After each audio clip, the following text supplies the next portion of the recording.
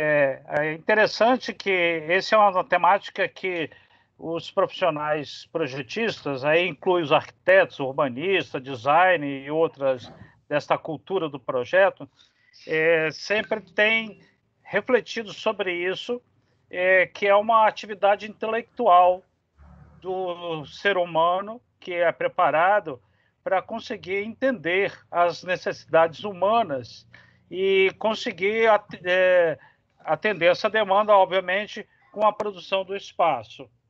E a gente aprende na sala de aula, nos cursos de arquitetura, a fazer um certo tipo de projeto. E é um projeto que você tem um terreno especificado, você tem uma família ou um tipo de usuário determinado e tem todas as condições determinadas para você propor um determinado espaço para atender às necessidades humanas. Porém, essa atividade ela já vem sendo realizada desde que o homem sentiu a necessidade de se abrigar de alguma forma, de uma forma espontânea, usando os espaços naturais, como grutas, caverna, ou começando a empilhar pedras, galhos, né, colocando o material que ele tinha à mão para criar os espaços que ele era necessário para a atividade humana no dia a dia, se proteger do frio, dos animais, produzir a comida, gerar sua prole, etc. Então, durante esse desenvolvimento da humanidade, somente depois de algum tempo que o homem começou a pensar e a desenhar e a propor espaços através da projetação. Mas existem várias maneiras de se produzir espaço, de se apropriar do espaço. É por isso que hoje nós convidamos ao Bernardo, que é arquiteto e urbanista pela UFRJ, mestre em engenharia urbana e também doutorando em urbanismo, e a arquiteta Manuela Giacomo, que tem trabalhos ligados à bioconstrução e à agroecologia. Então, eu gostaria de abrir a fala de vocês. A gente tem 30 minutos para cada um, não é isso, João?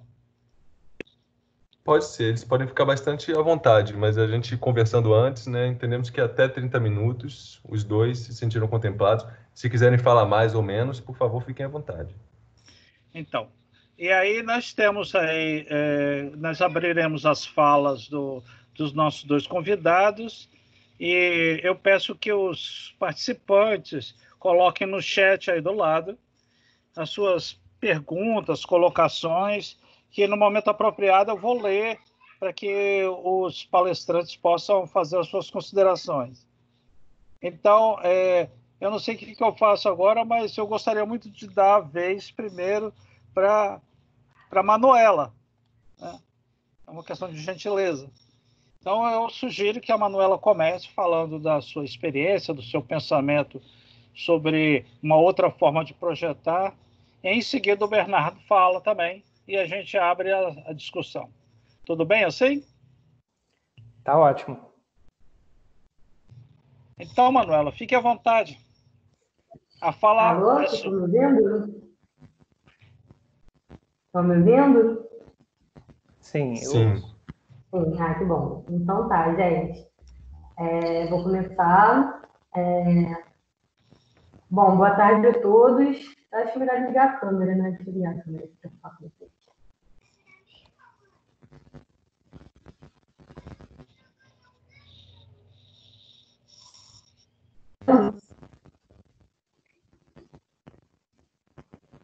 agora. Apareceu. Todos me veem, todos me escutam? Bom, boa tarde a todos. Meu nome é Manuela Giacomo. Antes de mais nada, eu gostaria de agradecer o João, né, por ter me convidado a participar desse tipo de debates. Eu vou falar um pouco sobre a minha experiência de trabalho com comunidades caiçaras no município de Paraty, né? Eu sou arquiteta, sou formada pela UFRJ, tenho meu negócio, eu mando marcenaria, né? A minha oficina se localiza no centro do Rio de Janeiro, onde eu trabalho com design de interiores, né? Com design imobiliário. E eu também desenvolvo esse trabalho no município de Paraty, né, no sul do estado do Rio de Janeiro.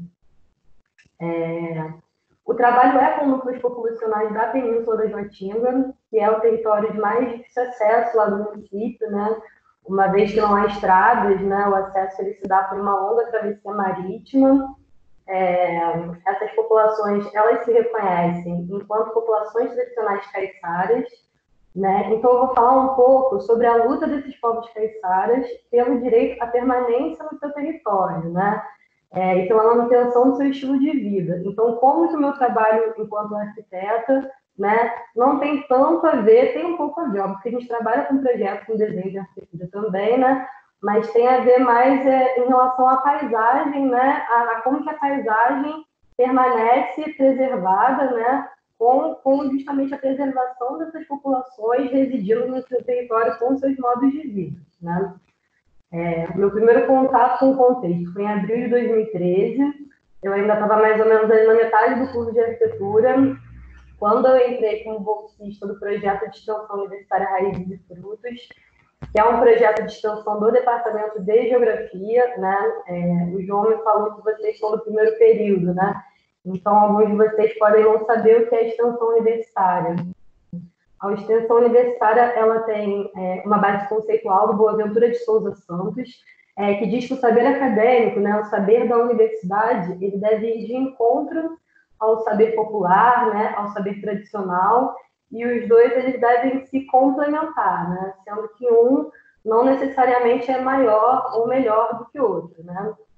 Então, o Raízes ele é um projeto, né, dentro da geografia, ele não é um projeto de extensão da arquitetura, que sempre foi muito conceituado dentro da extensão da UFRJ, porque ele está desde a sua fundação, né, trabalhando diretamente com o movimento social, com o fortalecimento político dessas comunidades.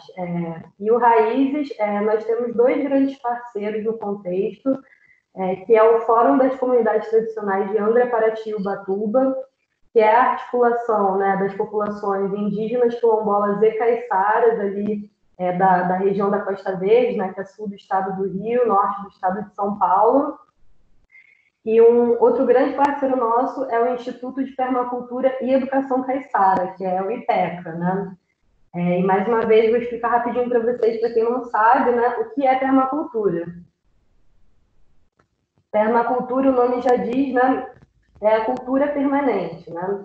Esse termo foi criado lá na Austrália por um homem chamado Bill Mollison, né, e o colega dele que era pesquisador, que é o David Holmgreen, para designar justamente o estilo de vida de comunidades originárias, né, que é um estilo de vida sustentável e socialmente justo, né? Eles gostam muito de falar não só de como essas comunidades tratam os recursos naturais, mas como elas vivem, né? Como são os princípios éticos, como que eles trabalham a economia, né? Conceitos de economia solidária, enfim. Diversos estudos afirmam, né, que as áreas preservadas que ainda resistem no planeta são justamente esses territórios, né, onde ainda existem comunidades tradicionais residindo. Então, assim, é justamente por conta do bom uso dos recursos, né, provenientes de séculos de autossuficiência dos meios de produção, que esses ambientes ainda estão tão preservados, né? Deixa eu compartilhar aqui a minha tela com vocês. Rapidinho, gente.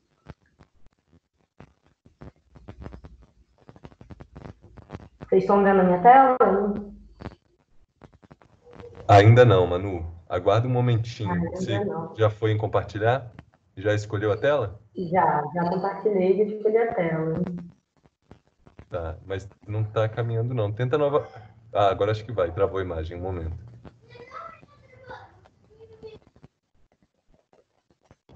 Tenta novamente, Manu, por favor. Oi, vê se foi, gente. Tá carregando, vai aparecer pra gente. Sim, mas você... Tá. Agora sim, apareceu, perfeito, Manu.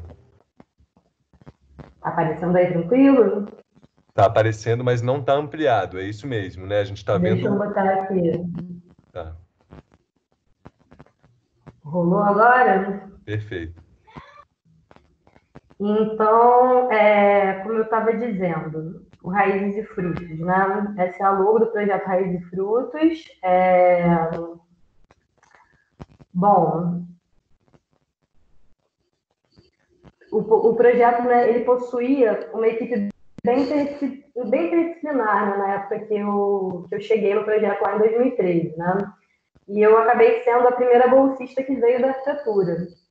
Então, eu meio que tive que entender muito bem, né, qual seria o meu lugar, qual seria a minha contribuição enquanto arquiteta. Eu era a única, eu ainda sou, na verdade, né, a única arquiteta do contexto, né? E realmente foi, né, e enfim, continua sendo um enorme aprendizado trabalhar com os terçários, né? Um exercício de escuta mesmo, de saber o peso, né, de você intervir em comunidades fragilizadas, esquecidas pelo poder público, né, marginalizadas pela sociedade, porém, com um patrimônio cultural e um conhecimento enorme, né, do que na academia a gente chama de, enfim, de sustentabilidade, né, de bioconstrução, né, de manejo dos ecossistemas e preservação, né, dos recursos, preservação do território. Bom, esses saberes, né, dessas comunidades originárias, dessas comunidades tradicionais, eles vêm se perdendo, né, com o processo, né, de perda da autoestima, de marginalização dessas comunidades, né, por conta de uma dinâmica bem freiriana mesmo, de oprimido opressor, né. Esse é o Ticote, né, o Francisco Xavier Sobrinho. Ele é uma das nossas maiores lideranças dentro do Fórum das Comunidades Tradicionais. Ele é caiçara de nascença, né? E ele é o criador do IPECA, do Instituto de Permacultura e Educação Caiçara, né? E a própria criação do IPECA é um estudo de caso muito interessante dessa dinâmica oprimido-opressor da qual eu estava falando, né? Talvez dê para vocês entenderem um pouco melhor do que eu estou falando agora, quando eu vou falar do IPECA. O Ticote, na época, ele era presidente da Associação de Moradores do Pouso da Cajaíba, né? E o projeto Raízes e Frutos levou o Ticote para fazer um desses cursos de bioconstrução, num desses institutos assim, de permacultura, né? Onde você aprende o traço da técnica de mão, as proporções para confeccionar um tijolo de adobe, né? Coisas que ele já sabia, porque ele aprendeu a construir com terra com o pai dele, que aprendeu com o avô, e assim por diante, né? Só que o que o Ticote aprendeu nesse Instituto de Permacultura é que o que era considerado por ele, né, nas palavras dele, uma construção de pobre, né, na concepção dele, uma casa de pau a pique com telhado de sapê, era uma casa de pobre, né, era uma casa desvalorizada. Que, na verdade, essa construção, construir com terra, né, é uma tecnologia que não só está sendo valorizada, mas que está sendo apropriada e está sendo mercantilizada por esses permacultores, né, por esses institutos de permacultura. Então, ele se deparou com essa valorização desse conhecimento, que é um conhecimento ancestral, né, da comunidade dele, e então resolveu criar o IPECA, né, que foi um marco nessa trajetória desse processo de recuperação da autoestima, né? E foi quando começou, de fato, a se discutir, pelo menos ali no Pouso da Cajaíba, né, a necessidade de um projeto de educação diferenciado, né? Um projeto de educação que levasse em conta em seu currículo pedagógico os saberes tradicionais que estavam sendo desvalorizados nessa região, né? Eu vou falar muito esse termo daqui para frente, educação diferenciada, né? E vocês assim, vão ir pescando mais ou menos o que você está tentando dizer ao longo, né? Mas eu vou dar um exemplo assim bem cru do que é a educação diferenciada.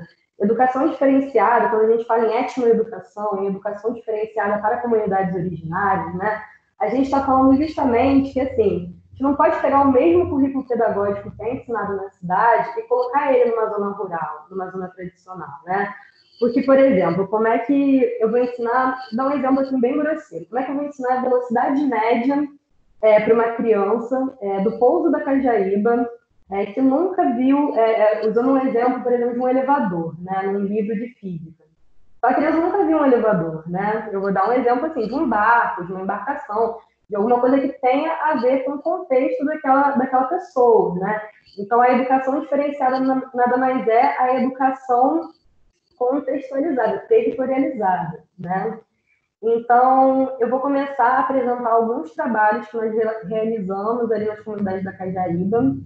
Eu vou começar pelo projeto da Escola Caiçara do Pouso da Caijaíba, que é um projeto arquitetônico que acabou sendo o meu projeto final de graduação. Nós ainda não conseguimos executar esse projeto por falta de verba. A gente já tentou captar de diversas maneiras, inclusive fora do Brasil, e a resposta que a gente sempre tem desses grandes patrocinadores, né, de projetos sociais que vêm da gringa, é que eles não estão apoiando o sudeste do Brasil, né, o que entristece muito a gente, porque a gente acaba se deparando com essa lógica de quem financia projeto social, né, muitas vezes quer que venha desse projeto, desse financiamento, né, um produto publicitário que é fetichizado, né? Eles querem trabalhar com o Brasil da Amazônia, né? Eles querem trabalhar com os índios de Pocá. A galera não quer trabalhar com a África do Sul, a galera quer trabalhar com a África subsaariana, né? E assim por diante. Então, a gente está tendo dificuldade em captar esse recurso, porém, felizmente, já está em vigor o projeto político-pedagógico Caiçara em 2 escolas da região, o que foi uma grande vitória da articulação local, né? O currículo diferenciado ele já está em vigor e ele foi criado junto com a Secretaria de Educação de Paraty, né? Então, vamos começar. Nesse mapa aqui do estado do Rio de Janeiro, está destacado aqui no sul, né? A Península da Jootinga, e esse mapa também representa o bioma Mata Atlântica como ele era originalmente. Nesse outro mapa, a gente vê como o que restou da Mata Atlântica hoje, que é 8% da mata original, né? E que é exatamente aqui na Península da Jootinga, onde se encontra o maior trecho preservado que ainda faz interface com o oceano, né?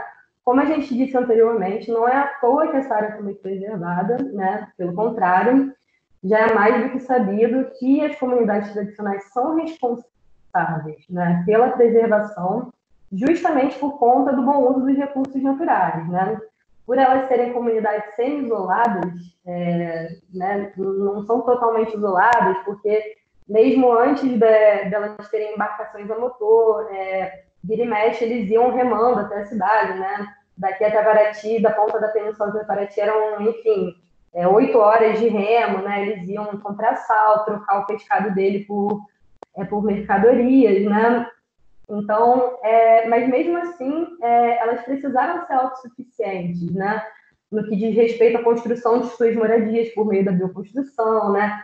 Autossuficientes em relação à saúde dos comunitários, por meio do conhecimento das ervas medicinais, né?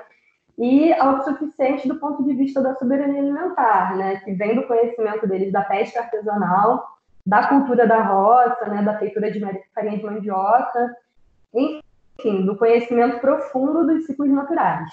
Portanto, qual que é a conclusão que a gente chega disso tudo? Não se preserva o patrimônio natural sem a preservação do patrimônio cultural. Essa aqui é uma campanha do Fórum das Comunidades Tradicionais de Angra Paranaíba, a campanha Preservar é Resistir, que ela diz justamente que preservar é resistir, resistir é conservar, conservar é saber usar, e saber usar é a arte das comunidades tradicionais, né? Vamos falar um pouquinho sobre a legislação.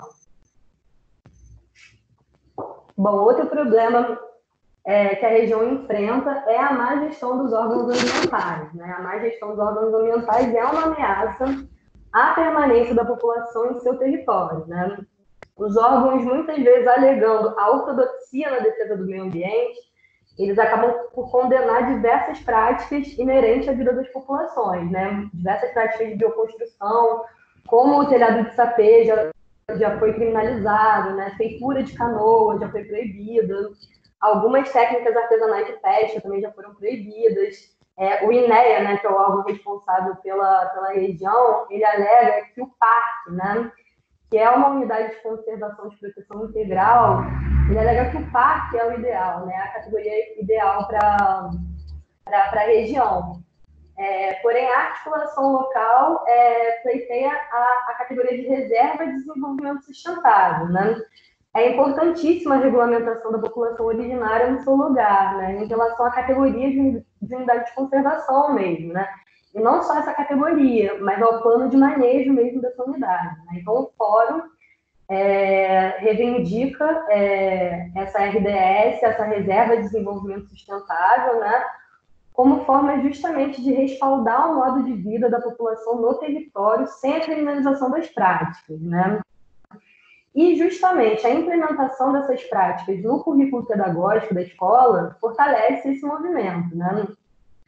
A gente tem aqui o mapa da Península da Jacutinga, né, para vocês entenderem melhor de onde a gente está falando. Paraty está aqui, né? E nós temos as duas maiores comunidades caiçaras. O Pouso da Cajaíba é a segunda maior comunidade e a Praia do Sono é a primeira maior comunidade. A Praia do Sono, ela tem um acesso um pouco mais fácil que o do Pouso, né? Porque vocês estão vendo aqui que a BR-101 ela chega um pouco mais perto aqui da Praia do Sono. Então, na Praia do Sono, você consegue chegar com uma trilha de 2 horas de barco, ou então você chega por intermédio do condomínio Laranjeiras, o que também não é nem um pouco ideal, né? Porque eles acabam restringindo o acesso de moradores de diversas formas ali, né? Mas então, após inúmeras reuniões com lideranças comunitárias, né, a Praia do Pouso e a Praia do Sono foram as comunidades escolhidas para abrigar as primeiras escolas básicas do currículo diferenciado. E como a minha atuação, né, e a atuação do projeto Raízes e Frutos dá mais aqui na região da Cajaíba, justamente porque é a região de mais difícil acesso, né, para você chegar aqui na região da Cajaíba, você tem que fazer assim, 2 horas e meia, 3 horas de barco, né? É super difícil. Então, o Pouso da Cajaíba foi a comunidade escolhida para receber o projeto arquitetônico, né, dessa escola. O projeto da escola ele vem sendo reivindicado pelas comunidades da costeira desde que eu cheguei no contexto, né? É uma demanda, porém não é uma demanda tão antiga assim, né? Afinal, a influência, né? A influência da sociedade capitalista era pouca na vida desses povos até pouco tempo atrás, né? Até antes da chegada da BR-101 na região, né? Os conhecimentos tradicionais de vida eles bastavam, né? O que não é mais uma realidade, né? O acesso à educação formal na região ele é extremamente deficiente e ele ameaça de diversas formas a permanência da população no território, né? Existem diversos casos de como acontece essa ameaça. Vou contar um caso para vocês que eu acho super grave, né? Por exemplo, existem diversas famílias da região que estão em litígio com o Conselho Tutelar, justamente porque elas possuem filhos em idade escolar. Porém, assim, não existe o segundo ciclo do ensino fundamental da região. Então, como é que você faz, né? O governo, de um lado, cobra de você, né? E do outro lado, ele também não te dá os meios, né? De você colocar o seu filho na escola, né? O turismo também chega no verão super desestruturados. Os caiçaras têm que trabalhar, né, em bares, servindo os turistas. É necessário conhecimento de matemática, de economia, né? E é um conhecimento que é justamente socializado através da escola. Enfim, por inúmeras razões, a escolaridade ela se torna necessária na vida desses comunitários, né? O que leva à migração compulsória das famílias para viver nas periferias do município de Paraty, justamente em busca de oportunidades de ensino, né? Então, aqui a gente está falando do direito à educação para permanecer no território. Bom, vou começar aqui a chegar um pouco mais, né, no projeto da escola. Essa aqui é uma foto aérea da Praia do Pouso da Cajaíba, né? E aqui em verde é o terreno onde ficaria essa nova construção da escola, né? O terreno fica a 100 metros, mais ou menos, da praia, e da escola já existente do ciclo básico. A gente já tem uma escolinha aqui, né? Que é extremamente subdimensionada, uma escola minúscula. O terreno, ele foi de escolha dos próprios comunitários, justamente por eles se situarem nas cotas mais baixas da comunidade, né? Porém, ele se localiza ali entre 2 córregos.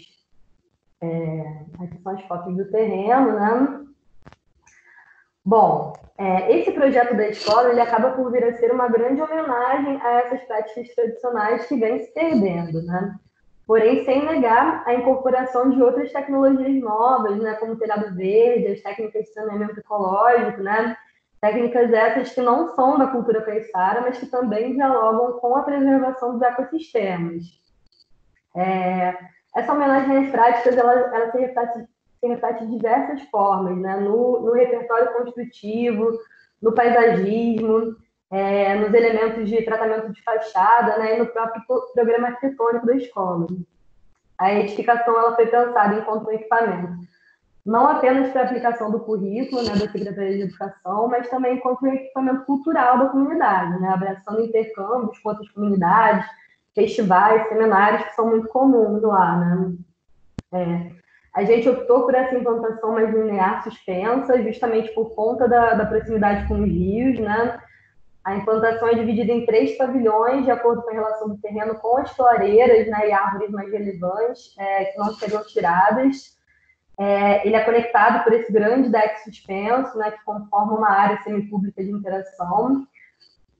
O primeiro pavilhão ele possui 2 andares, sendo que o segundo andar é de sapê, e as outras coberturas todas dos outros pavilhões é de telhado verde, né, que é uma tecnologia de bioconstrução que foi incorporada na região, por ela ser justamente de execução muito mais simples do que o sapê, né? O sapê é muito complexo, é muito mais barata, né, do que comprar telha cerâmica na cidade, né?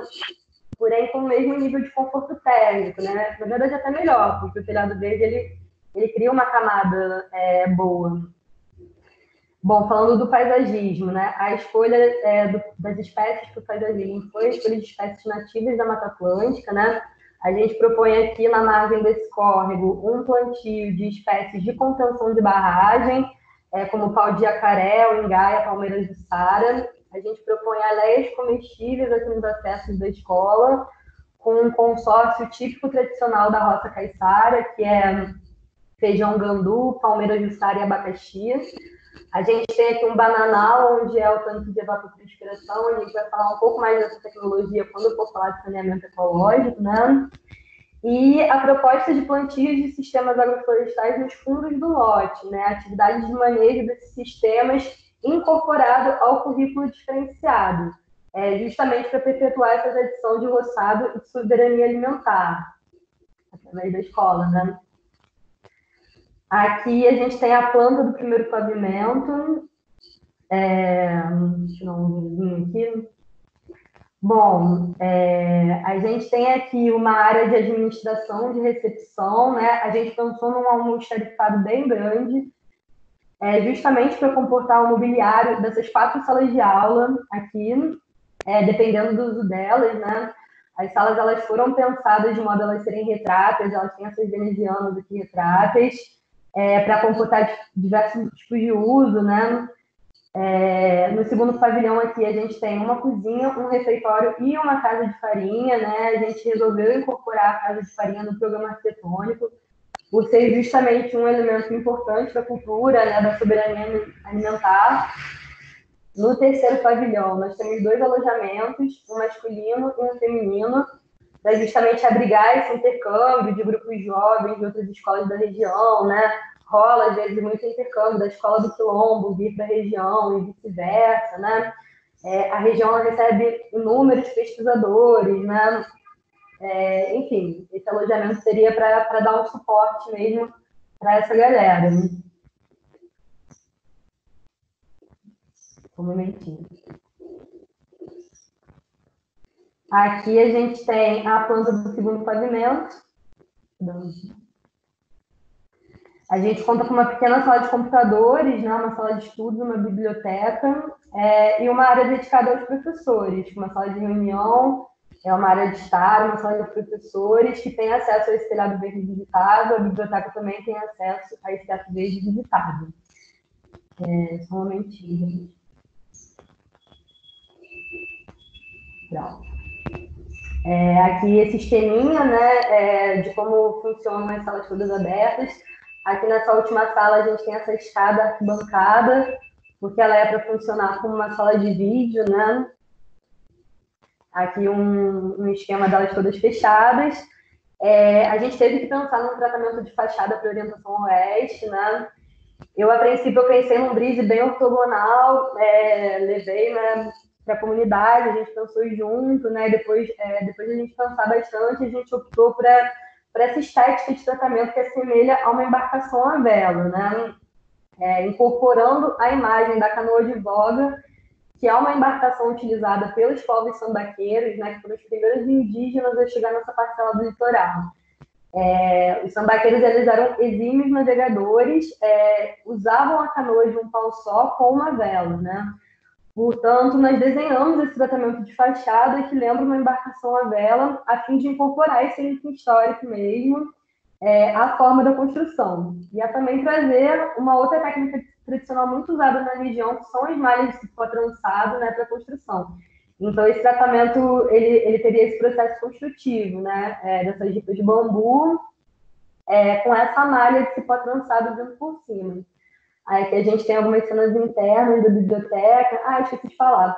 Tem na biblioteca, né, ela é de assoalho de madeira e tem esse rasgo aqui no assoalho para ter essa rede de estar, né, que a gente acabou apelidando de cerco dos saberes, né, em homenagem à técnica de pesca do cerco flutuante. Aqui uma interna desse deck com uma das salas abertas, né, como funcionaria esse tratamento de fachada com essa palha trançada, com esse cipó trançado. Enfim, essa é a Escola Caiçara do Pouso da Cajaíba, o que não necessariamente é uma nova forma de projetar, né, mas assim, é como projetar para assegurar, né, a manutenção dessa população no território de acordo com os modos de vida, né, e com a valorização do seu patrimônio, né, de sua cultura.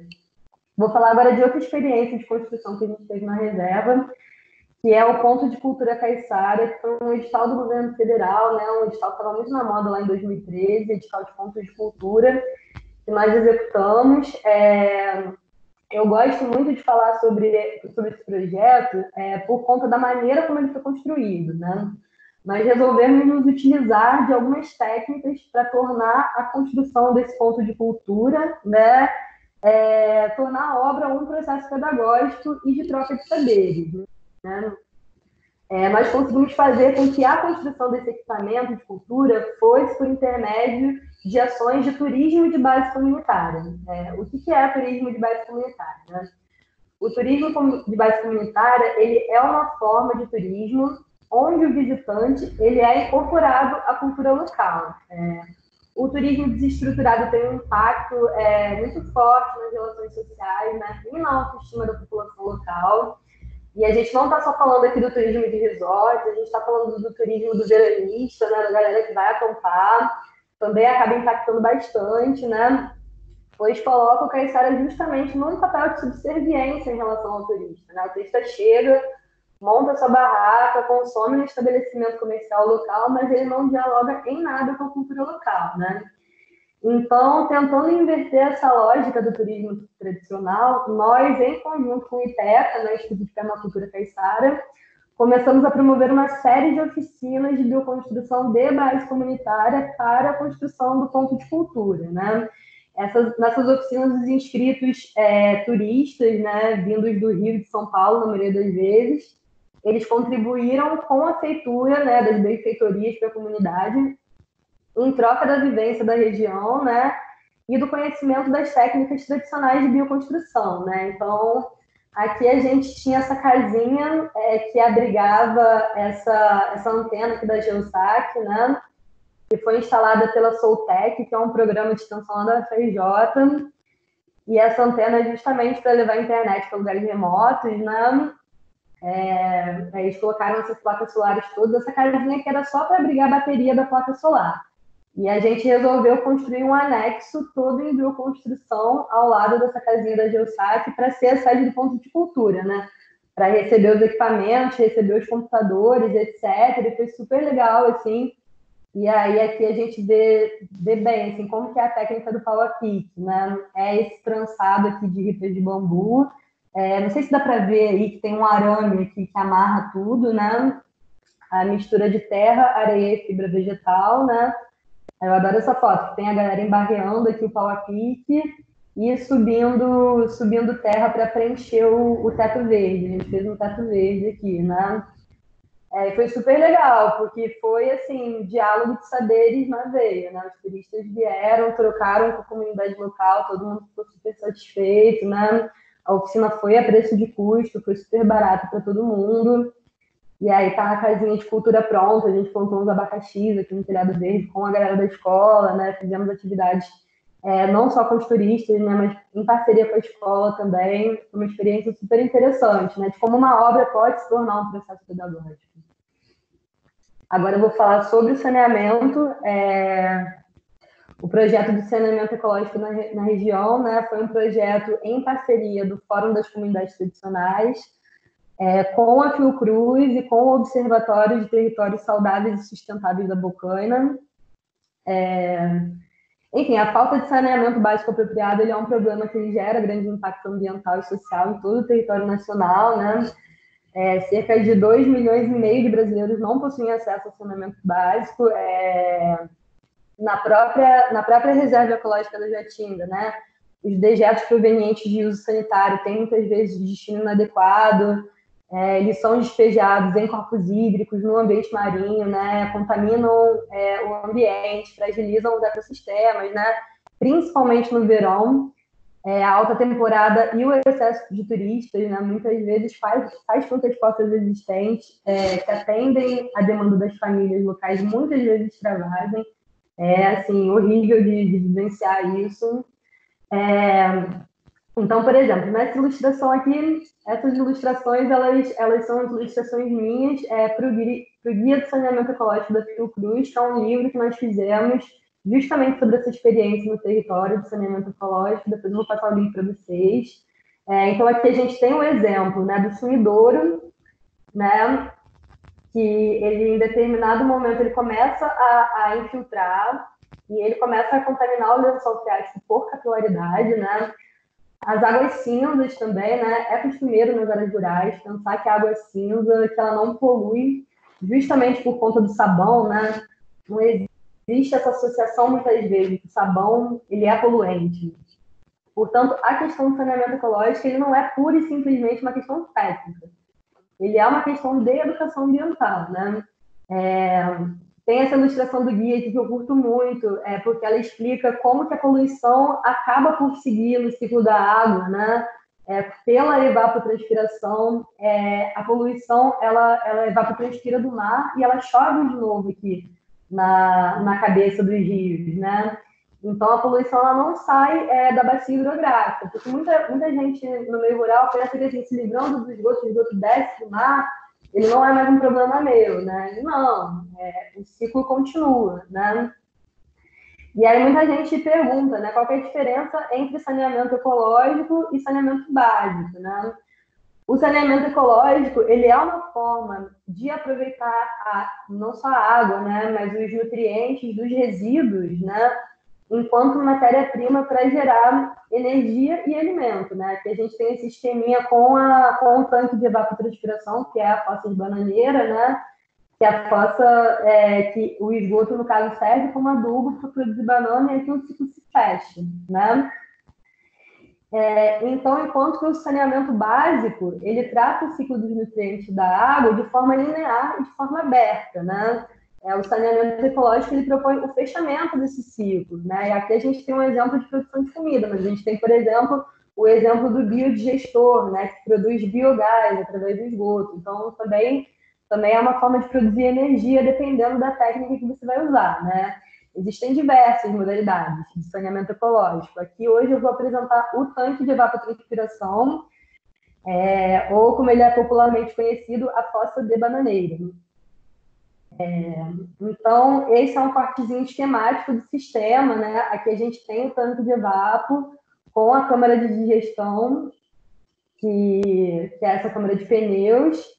Aí a gente tem aqui um ladrão em caso de extravasamento por excesso de chuva que cai num ciclo de tratamento de águas cinzas, que também é de bananeira, né? Aqui tem um esqueminha, né, de como funciona o tanque. O esgoto da câmara anaeróbia, ele passa pelas camadas drenantes até chegar nas bananeiras, e aí as bananeiras se alimentam dessa matéria orgânica e devolvem para o meio ambiente a água purificada, né, por meio da evapotranspiração das suas folhas, né, que são folhas largas. Então, primeiro, foi construída uma TEVAP de alvenaria, né, E mais uma vez eu vou aqui pagar de fã do Scott, né? Porque o Scott, por ele ter frequentado diversos institutos de permacultura, ele havia tido contato com a técnica do hiperadobe, e ele deu a ideia de fazer a TEVAP com hiperadobe, justamente para baratear o custo da construção e ajudar na logística da chegada do material, né? Aqui é o hiperadobe, para quem não conhece, é essa técnica de bioconstrução de terra ensacada e apiloada. Essa aqui é uma sequência de imagens da entrega da primeira leva de materiais construtivos, né, e ferramentas, com o material descarregando no cais, né, aí depois carrega nos botes, a transferência do material na praia, né, armazenamento do mesmo, aqui é a chegada das tubulações. Então, assim, é super complicado, né, construir e levar material para um território de tão difícil acesso. Então, se apropriar de uma tecnologia de construção com terra é muito interessante, porque é um material que você já encontra no local. Facilita muito essa logística, além de baratear o custo da obra. Agora eu vou mostrar uma sequência de fotos da sequência construtiva mesmo do tanque de evapotranspiração, né? Aqui a gente tem a demarcação do local da construção do tanque, né? Na casa, a escavação do buraco da fossa, né? A TEVAP, ela deve ter entre 1,60 e 1,80 de profundidade, né? E a área de mais ou menos 2 metros quadrados por pessoa, no caso de residências, né? Então, a gente tem em torno aí de uma fossa, né, de 5 metros de comprimento por 2 metros de largura para uma pequena unidade familiar, em média, né, gente? Aqui é a foto essa foto está com uma péssima resolução, me desculpem, mas é do pessoal fazendo a mistura da terra, né, retirada da escavação do local, né, com cimento e com cal. Aqui é o preenchimento dos sacos, né, com a mistura de terra, cimento e cal. Alô? Desculpa. O preenchimento dos sacos de cimento, os sacos Hartl, né, com terra, cimento e cal. Aqui é a foto da compactação do material preenchido já, né, dentro dos sacos de hiperadobe. Bom, aqui é a fossa pronta. A gente tem que deixar em média algumas fiadas de hiperadobe para cima do solo, justamente para conseguir fazer a impermeabilização direito. Aqui é a fossa após receber chapisco, né? Feita a laje de fundo, né? Bom, aqui a gente tem a foto do assentamento dos pneus. Então, o que acontece? Lá, quando a gente fez a construção da fossa com alvenaria, essa câmara de gestão ela também era feita de alvenaria, né? A gente não consegue fazer a câmara de gestão de hiperadobe. Então, a gente faz ela com pneus, né? Então, a gente assenta os pneus no fundo, né, do tanque, assenta um entulho para a formação do leito de filtragem, né? E aí, antes de cobrir a instalação do tubo de entrada do esgoto no pneu, né? Com uma visita, tem que sempre deixar uma visita. Aqui a gente tem a instalação do tubo de resfrio dos gases no pneu, né, no meio. Então, aqui o assentamento do entulho, depois do tubo de resfrio dos gases e do tubo da visita, né, da entrada do esgoto já instalados. Aqui, aí continua preenchendo de entulho, de camada drenante. Aqui é a instalação do ladrão, né? É importante ter um ladrão em caso de extravasamento, né, da fossa, por conta de excesso de chuva, etc. O ladrão ele tem que estar na última camada drenante, né? A colocação de brita por cima do entulho, em cima da brita vem a areia, né? E por fim, a colocação de terra fértil para o plantio das bananeiras, né? Aí as bananeirinhas bebês, né, sendo plantadas, aqui elas já maiores, né, a gente nota a boa saúde das bananeiras, né, embora elas sejam pequenas ainda aí, é um indicador de bom funcionamento do sistema, né, e enfim, gente, diversos estudos comprovam que as bananas produzidas na TEVAP, elas podem ser consumidas sem problema. Quem se interessar mais pela TEVAP ou quiser conhecer, né, outros sistemas de saneamento ecológico, eu vou disponibilizar depois aqui o guia do saneamento, né? Por se tratar de tecnologias sociais, né, elas são bem autoexplicativas e fáceis e baratas de replicar, né? Portanto, eu super recomendo que vocês deem uma olhada. E agora, para finalizar, eu vou apresentar a minha última ação de impacto mais relevante na Reserva Ecológica da Jatinga, que aconteceu em julho do ano passado, na Praia Grande da Cajaíba, articulada pelo Engaflecha, que é o coletivo de fortalecimento político dos caiçaras da Cajaíba, que foi formado por mim e por outros ex-colegas, colegas ex-membros do projeto Raiz e Frutos, né? Porque é um projeto de extensão universitária.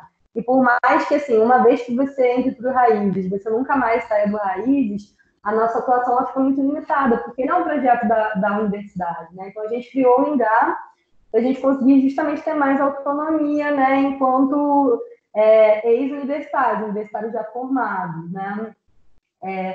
Essa é a história da construção da nova casa da Dona Dica, da Praia Grande da Cajaíba. A Dona Dica, essa grande mestre caiçara, né? Famosíssima, já participou, já foi tema de simpósio na Argentina, né, na Bolívia. A gente já botou a história da Dona Dica para rodar o mundo, né? E eu vou contar agora para vocês um pouco da história dela. Ela é símbolo da resistência contra a grilagem de terras na região da Costa Verde, né? A Praia Grande da Cajaíba. Ela possui um dos casos mais emblemáticos de conflitos fundiários da região, né? A sua comunidade ela era composta por cerca de 60 famílias há 20 anos atrás, e de 20 anos para cá, essas famílias foram expulsas do seu território. Atualmente, apenas 2 famílias residem ali, né? Resistindo ao processo de grilagem de terras até hoje. E essa nova construção da nova casa da Dona Dica, ela é símbolo da retomada daquela terra, né? Protagonizada pelos próprios caiçaras. E, obviamente, a família do grileiro, né, que é a família Tanos, que é a família que promove a grilagem na região há gerações, né, ficou sabendo dessa movimentação, que uma nova construção ia ser feita na Praia Grande da Cajaíba, né, não gostou nem um pouco, mandou seus capangas lá para irem tocar o terror, como eles sempre fizeram, né? Para quem não sabe, grilagem de terras é uma forma, né, de expulsar famílias de terras por meio de violência, né? Ele queimou diversas casas na região, né? Fez uma pressão psicológica imensa. Imagina, se eu conseguir tirar 60 famílias da região, né? A família da Dica, então, ficou com muito medo, né? Pensou, inclusive, em desistir dessa construção, né? E foi aí que eles nos acionaram pedindo ajuda. E nós fizemos toda a articulação para assegurar que a casa da Dica seria construída, né? A gente fez todo o trâmite legal, foram guardas da unidade da Polícia Ambiental lá, né? Assegurar a construção, que foi uma coisa muito inusitada, porque, assim, a única vez que eu vi força policial entrando na Reserva Ecológica da Jatinga foi para oprimir caiçara, foi para matar caiçara, né? A gente tem alguns amigos que já foram assassinados pela polícia, né? Sem nenhum julgamento, sem nenhuma razão, sem nenhum porquê, né? Então a gente tem aí a foto da Dona Dica no meio dos guardas, né? A gente fez todo o trâmite legal, eu pessoalmente pedi autorização para o órgão ambiental, imprimir essa placa enorme aí, com o número do processo para colocar na obra, né? Inclusive, nós fomos pessoalmente acompanhar a obra, né? Nós nos revezamos em turnos de parceiros. A gente articulou, né, lideranças de outras praias para irem até o local da obra, acompanhar, dar uma força, né? Enfim, a gente arquitetou esse suporte à família, né? Numa situação de risco extremamente delicada, né? E hoje, já quase um ano depois do término da construção, graças a Deus, ainda não houve nenhuma nova investida dos capangas, né, do grileiro. A gente segue vigilante, né? Então, assim, a gente está aqui, membros da família da Dica, né, colocando o telhado de sapê na construção nova, né? A gente foi lá só para dar essa força mesmo, esse aporte, né? Essa foto aí foi da primeira noite que a gente dormiu na obra, né? A primeira noite na casa nova. Essa casa que é o símbolo, né, dessa retomada dessa terra caiçara pela sua própria população. Então, eu quis terminar minha apresentação com esse caso da Dica, né, para dizer para vocês que existem inúmeras formas, né, do arquiteto atuar em prol do social, né? Existem diversas maneiras do arquiteto lidar com a transformação dos espaços populares. Pois, afinal de contas, o arquiteto ele não apenas desenha e constrói edifícios, né? O arquiteto, ele arquiteta, né, a realidade, em prol do que ele ou do que ela acredita, né? Eu estou falando isso principalmente por vocês serem uma turma de primeiro período, né? Porque pelo menos eu tive uma formação acadêmica muito voltada para essa ótica neoliberal do arquiteto, né? Uma formação, enfim, que o sucesso da profissão está totalmente vinculado a projetos de grandes obras, né? De resorts, de casas de veraneio para a gente rica, né? Que é onde existe o recurso financeiro para a gente exercer essa tão falada genialidade estética, né, que a gente tanto busca na nossa formação, né, e não que isso seja errado, mas eu acredito que isso nos traz uma visão muito limitante do que é a nossa profissão. Nós fazemos parte de uma profissão, né, que trabalha diretamente com o imaginário, né, com a criação, e que muitas vezes esse nosso potencial ele é utilizado apenas no campo especulativo e não enquanto ferramenta de mudança da realidade, né? É bom a gente lembrar que a arquitetura e o urbanismo é uma política pública e não só pode, como deve contribuir, né, de forma efetiva, enfim, para a mudança que a gente quer ver no mundo, né? Então é isso, pessoal, é isso, João, muito obrigada. Eu termino minha apresentação por aqui. Obrigado, Manuela. Muito bom. Daqui a pouco eu abro, coloco uma colocação da Franciele Costa, logo depois da apresentação do Bernardo. Eu vou abrir para as perguntas e colocações. Franciele, sua questão está anotada aqui e depois a Manuela responde, falando sobre se a captação da água da chuva não seria acessível para esse projeto. Então, Manuela, anota aí, que daqui a pouco você fala, tá bom?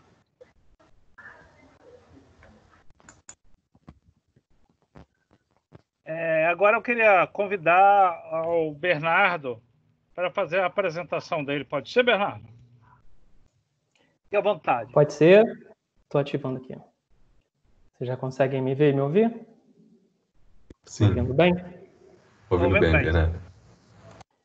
Tá bom. Primeiramente, eu agradeço pelo convite, a participação, pelo professor João. Agradeço também a apresentação da mesa e a abertura, né, pelo professor Marcos. E também a Manuela, por compartilhar o momento e fazer uma excelente apresentação aqui de não apenas um projeto muito bonito, mas de uma atuação muito importante que demonstra uma consciência do papel social do arquiteto. Questão com a qual eu vou tentar contribuir um pouquinho aqui também com a minha apresentação. E, por fim, também agradeço aos estudantes todos presentes. Deixa eu compartilhar aqui a tela.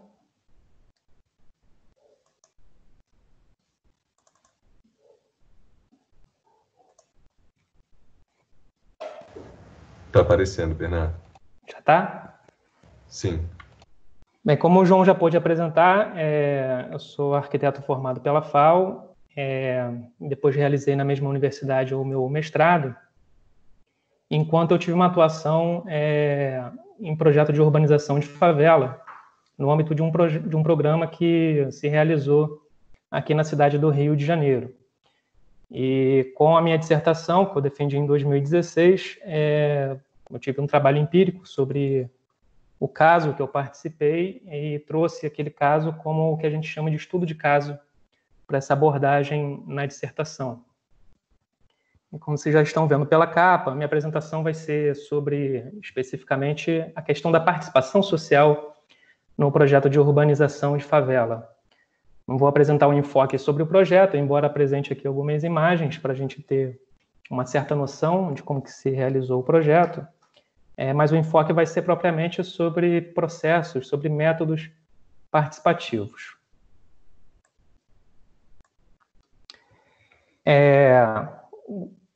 Eu começo com essa imagem de um trabalho de campo, em uma das favelas que fez parte desse estudo de caso que eu mencionei para vocês, e já vou apresentar, que é um trabalho de campo, na verdade, um primeiro reconhecimento na favela para iniciar os trabalhos, que num primeiro momento ela pode parecer uma imagem banal, mas ela ilustra, ela representa uma série de conteúdos envolvidos na questão que eu estou trazendo para vocês referente à participação social. Porque a gente vê aí uma série de atores que participam desse processo, né, de proposição e de construção do espaço. Essa série de atores envolvem não apenas os profissionais arquitetos e urbanistas, de outras áreas também, e também alguns técnicos da Prefeitura do Rio de Janeiro, mas principalmente, né, os principais atores que fazem parte desse projeto, desse processo todo, os moradores, né, da favela. Então, é um momento de extrema importância, né, lidar com esse contato, essa articulação técnica popular para realizar um projeto de tamanha importância. E um mapa conceitual como esse, que está ressaltando as duas favelas que fazem parte de um agrupamento, e nas bolhas, vários elementos, problemas reconhecidos ou propostas apontadas pelos próprios moradores, constituindo também demandas, necessidades sociais, necessidades espaciais, com uma expectativa de que isso fosse incorporado e tratado pelo projeto, em algum modo. E em vermelho, com essas setas, indicando algumas alternativas que surgiriam especificamente a partir de momentos participativos, buscando atender aquelas necessidades, aquelas demandas colocadas pelos próprios moradores.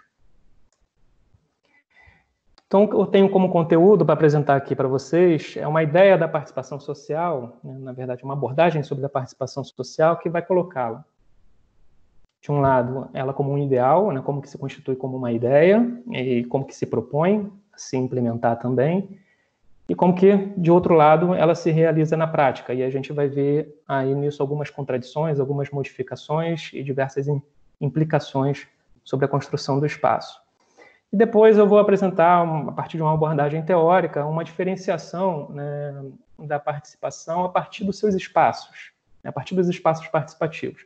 Como que a gente pode entender a participação de um modo institucionalizado, né, ou oferecido pelo Estado, ou ela de um modo insurgente, quando ela se apresenta a partir de reivindicações e de modos de organização mais orgânicos, né, e mais espontâneos a partir da própria comunidade, a partir de sua organização social e sua articulação com outros atores também.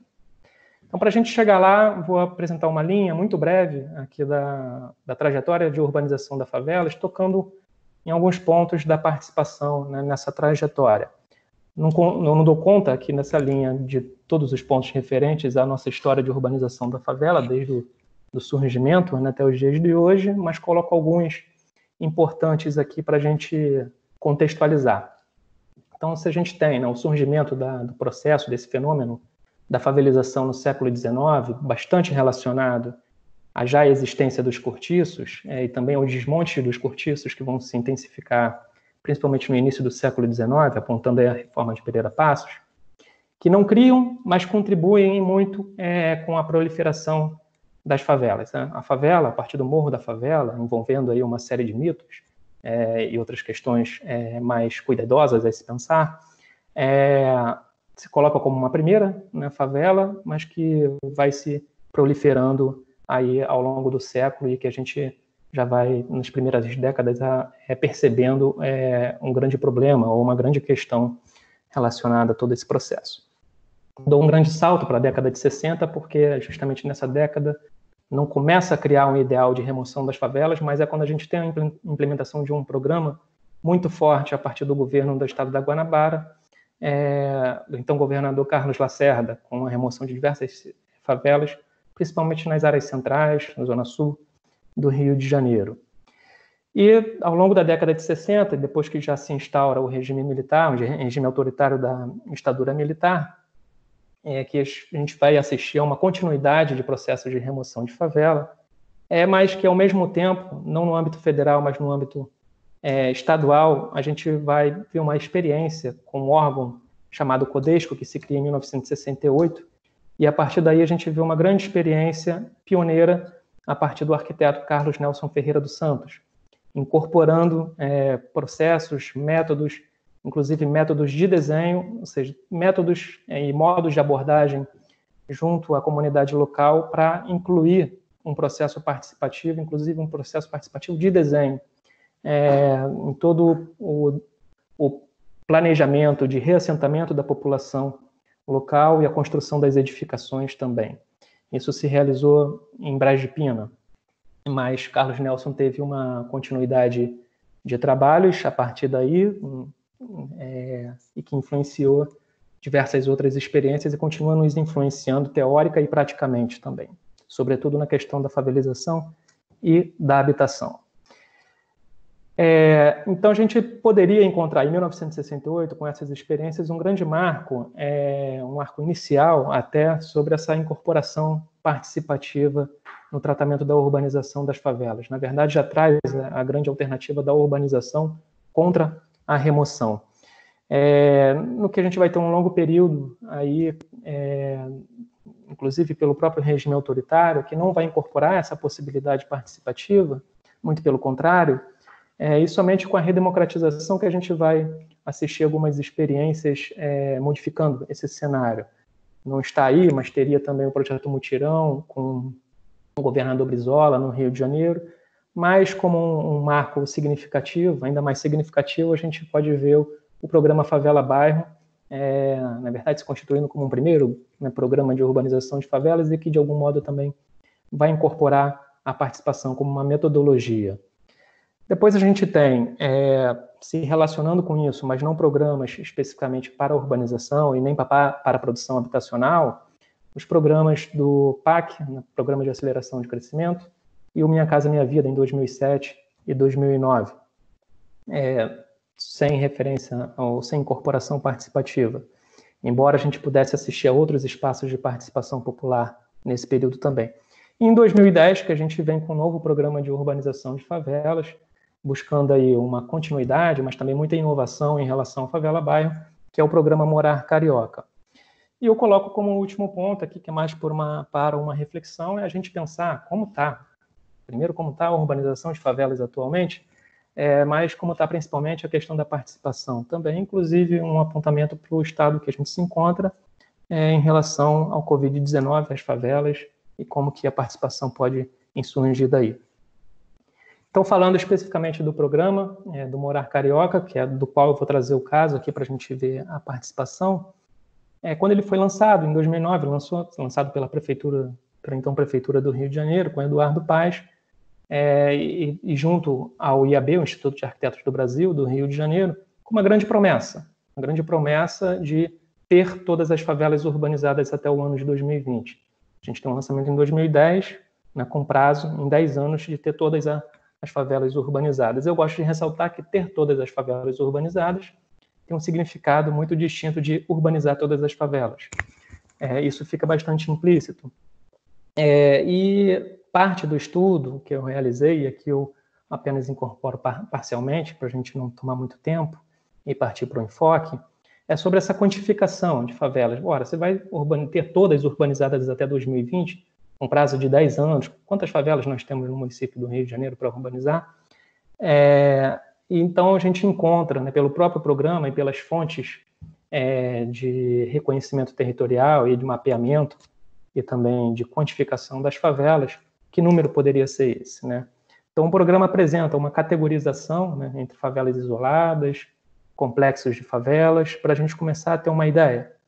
E o programa apresentando esse número, 494 favelas isoladas, e isso daqui são complexos envolvendo mais de uma favela em cada um, por diversas relações entre elas. Então a gente vai identificando o número de necessidades de urbanização, seja, ou pelo menos um quadro do total de favelas na época, em torno de 1.040 favelas no Rio de Janeiro. Esse número está próximo disso, mas não é exatamente o mesmo. Nós tivemos remoções, tivemos proliferação de outras também. E no estudo também tinha todo esse quadro de diversos programas que, ao longo, né, de nossa experiência, urbanizaram favelas, como esses apontados aqui. E para a gente ter uma dimensão do próprio Morar Carioca, que se estruturou em 3 fases diferentes, que eu vou explicar, quanto que ele necessitaria ou iria, de acordo com a sua programação, urbanizar, ou seja, identificando um número de 597 favelas.